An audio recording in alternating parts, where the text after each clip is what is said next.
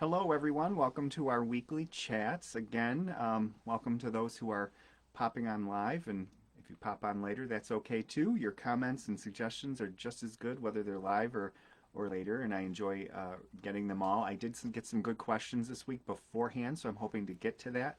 And sorry if I didn't get to respond to you via a message, but hopefully those suggestions we can talk about today.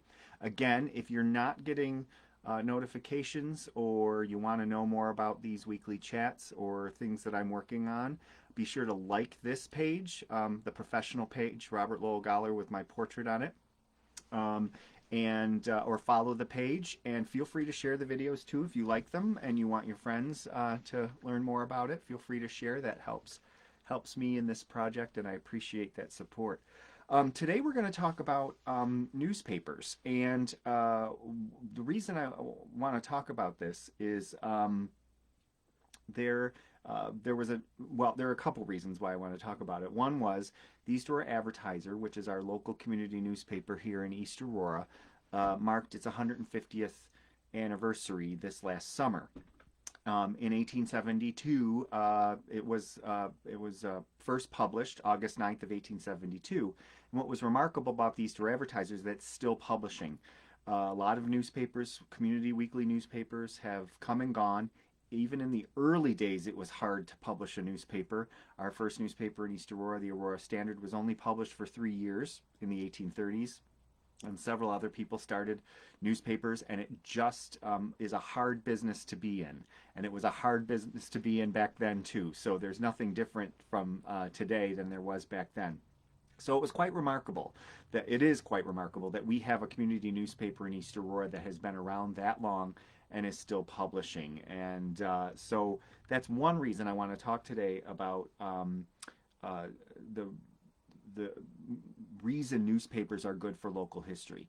And I wrote a column about this over the summer in commemoration of that anniversary, and it was published in the Advertiser. And I'll share that in the comments in a bit when I can find it. I'll dig up the digital version of it. But the second reason I got to thinking about the power of local newspapers is that this whole thing you've probably been hearing about of Congressman George Santos, or at least that's his name he's going by now. And I don't mean that to make fun, but this guy has lied about a lot of things that are going on in his biography, and they're finding out more and more and more.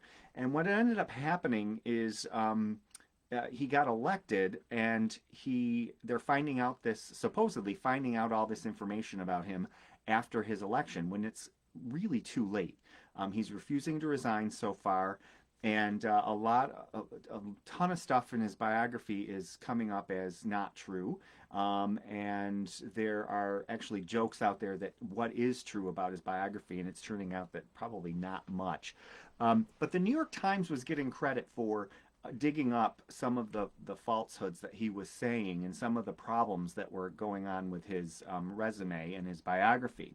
When in fact, and then of course people are asking, well, why didn't this all come out beforehand? Why didn't all these lies come to surface before Election Day? And the New York Times had dug it up afterward, and they probably were tipped off. But there was this small community paper on Long Island in his district that actually did do a series of articles about the problems with his biography and some of the things that just didn't add up. And this local community newspaper did the work, and they went and dug this all up. However, a major media didn't pick it up, so it didn't get widely disseminated, which is a shame, because this local newspaper did the digging and did what a local newspaper should do, what any journalist, a good journalist, should do, and go out and dig up some of this information. So the point of that story is not to necessarily, it is important to democracy. Local newspapers are important to democracy, but also local newspapers, we need them, and they keep things going. And yes, you might not get your local newspaper in a physical format anymore. People are saying newspapers are dying. Newspapers are dying. But local community newspapers, you might get it digitally, and I know I read my East Aurora Advertiser online. I was a convert. I actually read the actual newspaper, the PDF version, because I want to see all the advertisings, all the headlines, see all that. Um, Not necessarily the scroll part of it that comes when you're reading something on a website. But you're still reading that local newspaper, and the local newspapers are important. So that's the reason why I wanted to chat today a little bit about um, local newspapers and how they're important to history. And there are also some problems with relying too much on local newspapers um, in your research. So we'll talk a little bit about that. So drop your comments in if you have any. If you have any questions about them, please about newspapers in particular, about anything, let me know in the comments. Some great things about local newspapers, and some of them go without saying, but we kind of take for granted sometimes our local newspaper as a source of history. And it's not just our own local newspaper. Wherever we are researching, we can find out maybe about either a person, a place, or an event that occurred by delving into the archives of a local newspaper. And before I go on about that, like, yeah, a lot of newspapers are available online, searchable, and I get questions a lot about why more aren't online. It costs quite a bit of money, frankly, to photograph and convert newspapers, the physical newspapers, especially ones from the 1800s, and actually during the Depression when they were using cheaper paper, the ink bled quite a bit. So sometimes when they're scanning the PDFs of these newspapers, it doesn't come through quite a bit. So they have to actually take an extra step to get them to sharpen the images. So all this takes time and all this takes money. And when we started digitizing at the historian's office here in East Aurora, not just newspapers, we started a fund and people were able to donate to it because it costs several $1,000s. I think about $7,000 actually to do a couple decades, and that was just converting from microfilm to a digital format. That doesn't count the process that it takes to actually photograph the physical newspaper. And of course, today the technology is such that the actual newspapers are being published in a PDF version, so there's no need to necessarily microfilm and digitize scan them because they're already in that format. But making sure we do this every week, preserving the newspaper that is published on the newspaper's website, and make sure that's preserved. So when you are out there looking at newspaper archives, remember that not everything is out there, and it does take a lot of effort, and a lot of places are still just trying to find original newspapers. We are lucky here in East Aurora that a majority of the East Aurora advertisers, actually all but a couple in the early years, there are large gaps in the early years, but in a couple years we have a couple issues missing. But because of the archives that the East Aurora Advertiser itself has kept and the historian's office has kept, we were able to digitize a lot of these newspapers for research purposes. And so just remember that this is a process that's not fairly easy, and it's revolutionized everything, though, really, right? You can go on a website and search newspapers. Sometimes it costs you money. And there's actually a little tip on that. Sometimes you can do trial memberships and look up what you need to out of a certain website. If a local historical society has a newspaper archive online, feel free to donate, because that's usually they're usually using that money to fund more digitization. So just remember that when we're searching. It's become really easy in many respects to do newspaper archive work online. But there's still a lot of work that goes into actually making that process and work and present those newspapers to you in a format that can be searched. If you told someone 50 years ago that we would be able to digitally search newspapers online from anywhere in the world, essentially, they would have thought you were kind of crazy. So we've come a long way really fast. I know in the past 10 years, even newspapers, there are several websites, newspapers.com, ancestry.com. There's actually a site called New York Newspapers, and I've linked to some of those on the historian's webpage as a resource. So just keep that in mind. Sometimes because of copyright issues and just the logistical issues, you have to just go to the library or go to the historical society or go to the historian's office that holds the collection. There's just no way around it. And if you're local, just go. And sometimes you just have to go. They haven't gotten there yet. They haven't gotten to digitization yet.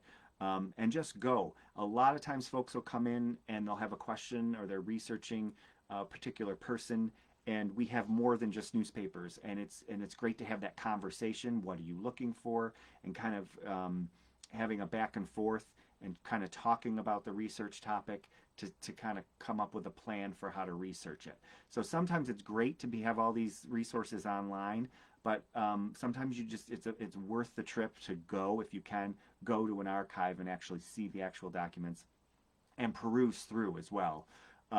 So with that said, things newspapers are good for, whether you're seeing them in person or online and in a digital format, is newspapers are really a record of a community.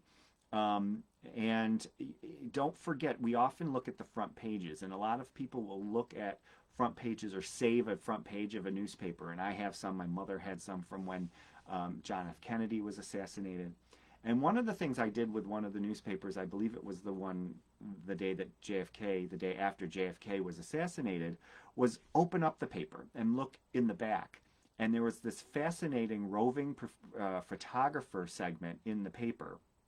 And they were asking, one of the questions was, this was of course the 1960s, should women run for public office? Should they be involved in public office?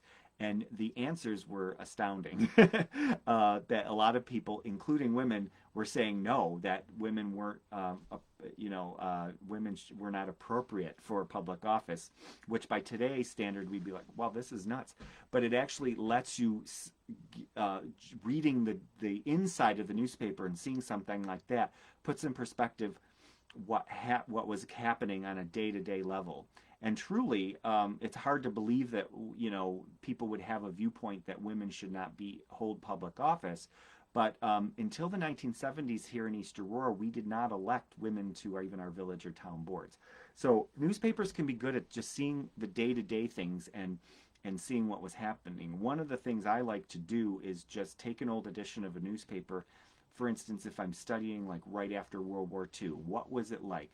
Or during World War II. I'm doing that now through some research that I'm doing, and just opening the inside of the pages, and you'll see how like rationing and other wartime measures were affecting things like the garden club meetings and people driving. I mean, there was a driving ban actually in December and January of 1943 because of the low gas, the gas shortage, and there were rubber shortage. So they put limits on where you could drive, no pleasure driving. And we can talk about that another week because that's a fascinating topic. But I never would have seen that unless I delved into the newspaper and just read. So there's nothing like the newspaper to give you a sense of what day-to-day life was in the community. And don't forget things like the community calendar. And the classified ads. There's all sorts of things in the community calendar about what groups were meeting, what churches were meeting, and what they were doing. So these things are really important to get a sense of what was happening. History is more than just the day-to-day events. And the big history is more, than the big events. It's the day-to-day events. So go beyond those front page headlines and the big stories that are happening, and newspapers give you that sense. One of the cool things I was able to find was, I just searched my last name in one of these databases and found that my grandmother back in the I think it was the 50s, was selling the baby crib and other baby supplies and of my dad and my aunt. And she put a little classified ad in the East Aurora Advertiser, I think it was, and maybe another newspaper. And by searching, I found it. But what was really interesting, gave me an insight into what day-to-day life was. She apparently didn't have a telephone, and she lived in Porterville. And in there, it just said Mrs. Werner Galler, Porterville, New York. And you would probably go to Porterville, right? And ask somebody, where does Mrs. Galler live? Because you wanted to purchase these the baby crib and the other baby supplies that she was selling through a classified ad. So you didn't just pick up the phone, um, or you may have called the Porterville operator, but most likely you would have just shown up in Porterville, maybe gone to the post office, and they would have told you where she lived. Again, learn a lot about it. Today we get so used to Facebook, the buy nothing groups and things where we just put things out there on Facebook and instantaneously within an hour we can have the item. And back then it would have taken a little more effort. And to learn a little bit more about my family history, and again, it's not just the things that we put in a family tree, a genealogical chart. It's those neat little things that a newspaper can show you. So that's something that is interesting. Is again those little day-to-day things. And a great thing about newspapers is they are considered a primary source, and we're going to talk about that a little bit because we do get ourselves into trouble with it. But if you remember from elementary, middle school social studies, the teacher would grill into us that what's the difference between a primary and a secondary source, and a primary source is something from that time, perhaps a witness to what was happening, but a contemporary source. And newspapers were there. So something that appeared in the newspaper at that time that it was happening, that's considered a primary source. So you can't really get too much. It's pretty close to the actual event, a newspaper from that actual time period. So they are considered a primary source. And a great story I love to tell about this is the Historical Society here in East Aurora was they were applying to get a historical marker from the Pomeroy Foundation, which is this organization. They do great work, and among a lot of things, they do those historical markers you see across New York and some other states. And every year, they have a system where historical societies and governments can apply for these Pomeroy signs. We call them Pomeroy signs, but these roadside markers. And this one year, the theme was they were gearing their signs toward women's suffrage. A couple years ago, we were celebrating the anniversary of the women's suffrage in not only New York but nationwide. And so the Historical Society in East Aurora was applying for one of those signs in honor of Alice Hubbard, who was, for those who don't know, Albert Hubbard's wife, and she was on the forefront of not only the local women's suffrage movement, but the state and regional. She just did a lot of work, and they wanted to honor her role in the women's suffrage movement. So as they were developing the sign, they had put on the sign, and I'd worked with them to get the wording right and to get the sources. And they wanted to indicate on the sign that she attended the women's suffrage march in Washington, D.C. Back in 1913. And that was a famous women's suffrage march. Well known. It was before the inauguration of the president, and they were basically trying to get the attention of lawmakers down there on one of these, the big week of Inauguration Week. But the problem is that we didn't know for a fact that Alice Hubbard actually went to this women's suffrage march. And the Pomeroy Foundation is good for them, very particular. They will not etch or emblazon in a sign that is permanent. They do their best to make sure that facts are facts in the sign. So they require primary source, and they are very detailed about it. Well, the only documentation that we had that Alice Hubbard had gone to this march was the suffrage march, was that so-and-so had heard from so-and-so had heard from so-and-so. And, one of the sources was Kitty Turgeon, who was actually an expert on, she has passed, but she was an expert on Roycroft here in East Aurora, and she had said that. She had repeated that story. But unfortunately for the Pomeroy Foundation, that's not good enough. You need a primary source. So what we did is went into the newspaper archives, and I put a few keywords in and found this tiny little article that week after that inauguration day, and it was said that Mrs. Albert Hubbard and Beulah Hood, who was a businesswoman here in town, attended the suffrage march in Washington, D.C. Done. We had proven through just a sentence in the local newspaper as a primary source that this event actually happened and that Alice Hubbard went, and that claim was true. So local newspapers can be really important in that. And I did not find any validation or proof beyond that one little notice that they had gone. So that served as a huge source, the only source, in fact, that we had that Alice Hubbard had gone down there. So the sign was approved, and it's now in front of the Albert Hubbard Museum here in East Aurora. So just proves real simply how important local newspapers can be. So with that, though, is we often rely a lot on newspapers. So we'll go in even for our own genealogy, we'll go into a website, all those I mentioned before, and we'll research our family history, for instance. But there are some problems. A couple things to keep in mind and that I've learned as I've been doing newspapers, and I've fallen into these traps before, hence why I know why they're traps. Newspapers are not always independent. What? Yes. Today we talk about the media and how slanted sometimes the media can be. This is not a new concept. I just heard on the TV this morning, one of the commentators was talking about the good old days when media was non-biased. The media has never been unbiased. It has always had a slant. You being a human being, it makes you biased. You are biased regardless. You try your best. You try your best to be impartial, but there is an inherent bias in any media, including your local newspaper.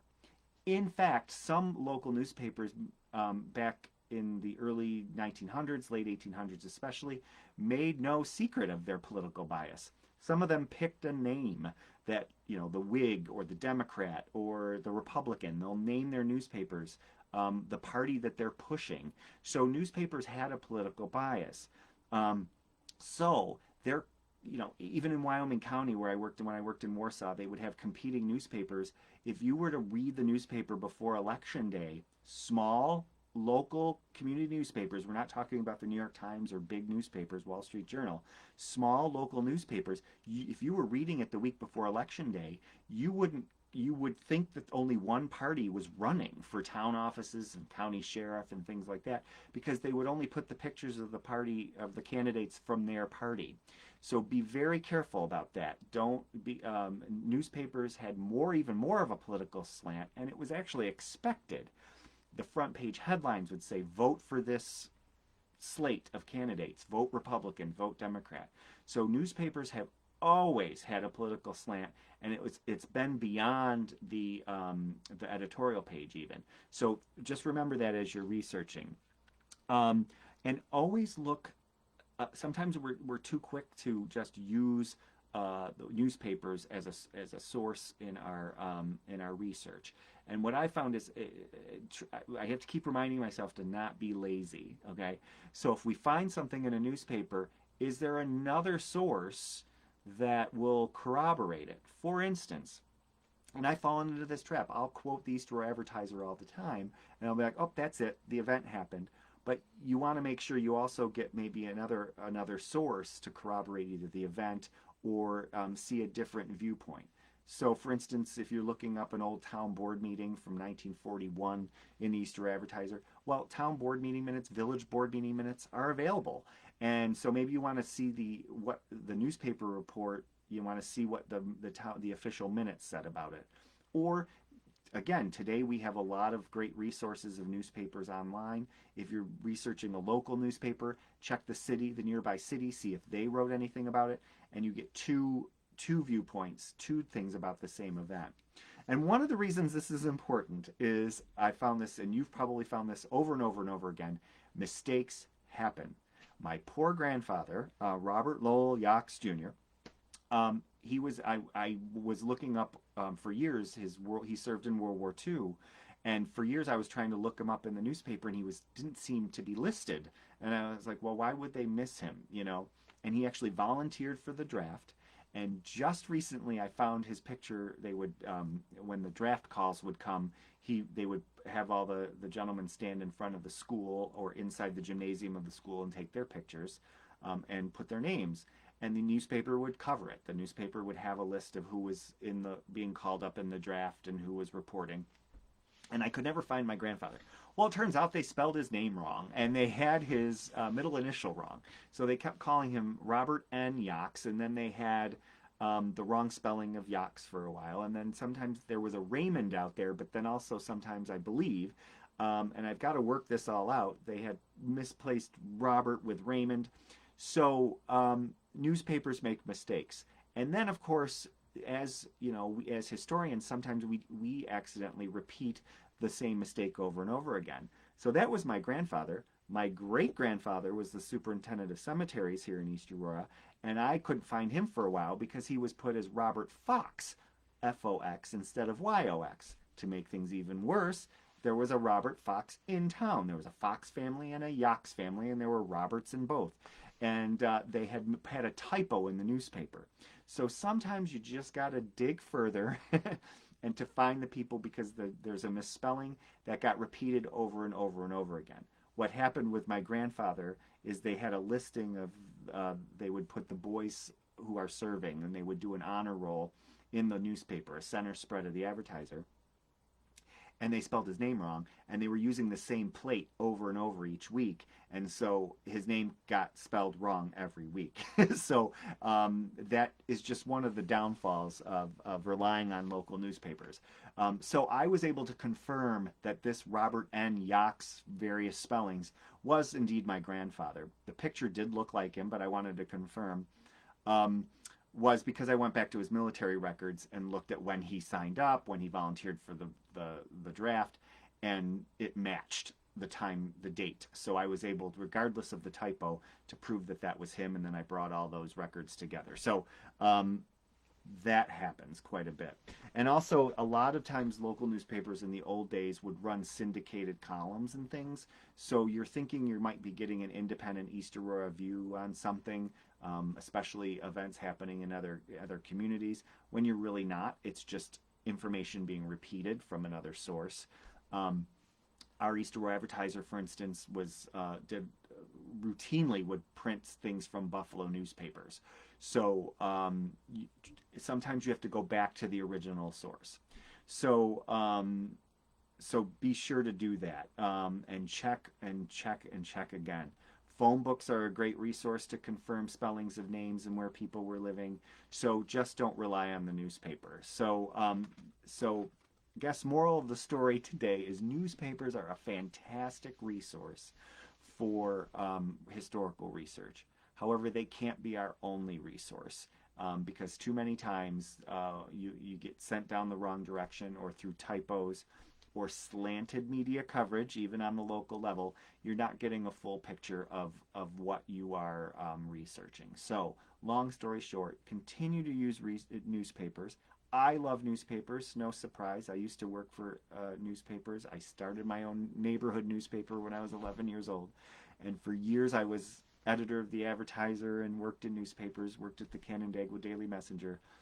So I love newspapers, so I'm biased.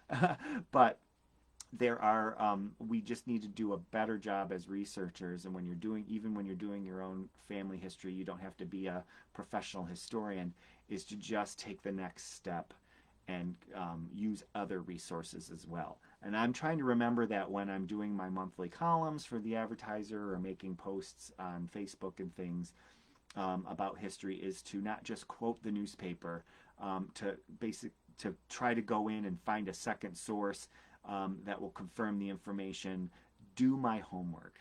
And I think that's going to be, as we run out of time here, is a good topic as we move forward, is how, our job as researchers, even if we're just doing family history, to make sure we're getting the facts.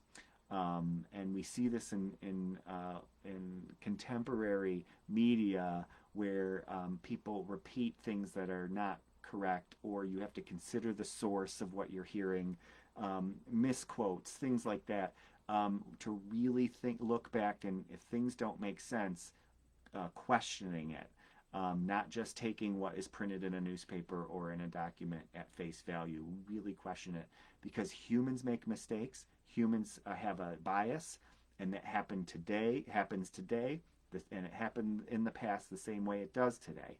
So don't think that just because it's on a piece of paper that it's infallible. So maybe that's a good topic to talk about in the future. So about how to make sure the information you're getting when you're doing your research is factual. That would be an interesting topic, I think. So, well, thanks for joining me today. Again, if you have any comments about newspapers in your research, someone did ask actually about how do you find a friend of mine had posted about he's involved in his fire department, and how do you find information in newspapers about your fire department? Go to in this case, you could go to your county historian, your town historian, and just ask about what newspapers they have on file. And a lot of towns, either the historical society or the historian, will have them at least microfilmed. You might have to actually go in and go through the old microfilm machine, but don't endlessly search online when you can just pick up the phone. I know it's so old-fashioned, but pick up the phone or send an email to the historian of the town for the information you're looking for. So for instance, if you're in Wyoming County and you're in a small town in Wyoming County, call the Wyoming County Historian's Office. Or here in Erie County, the town historians call. And if you can't get a hold of, you don't know the phone number for the historian, sometimes we're a little elusive, we don't always have an office, call the town clerk and ask how to get a hold of the historian. They will know where the newspapers are held. Sometimes they're at a local library, sometimes they're in the historian's office, but those folks will be able to help you locate. And again, you might have to actually go and look through newspapers. This isn't like an overnight project. Sometimes you're lucky and they're online, but sometimes we have to put the effort forward to do research. And that's part of the fun of research. If everything was just laid out on the table, it wouldn't be fun anymore, I don't think. So it takes work. But to answer that one question that we had gotten earlier is about, where do I go to find newspaper records for a fire department or even the women's club or the garden club? And start with, if you know who your historian is or where your historian is, start there. And then they'll be able to help you locate the newspaper archive if it exists. They're held in different places in different towns. So that's part of the reason they hire town historians like me, is to help people find the information. And we might not always have it at our disposal directly, but our part of our job is to direct people into the right direction for what they're looking for. So it may be held in the historian's office archives, or it might be held somewhere else. And part of our job is to make sure you get where you need to go and find that information. So thank you again for joining me. We'll see you next week. Again, if you like what you hear, feel free to share the video. And if you're not liking or following this page and you want to, please do that. Because I send out reminders of what our topic ideas are going to be and things like that. And you can watch the videos later much easier. So thanks again for joining us, and we'll see you next week.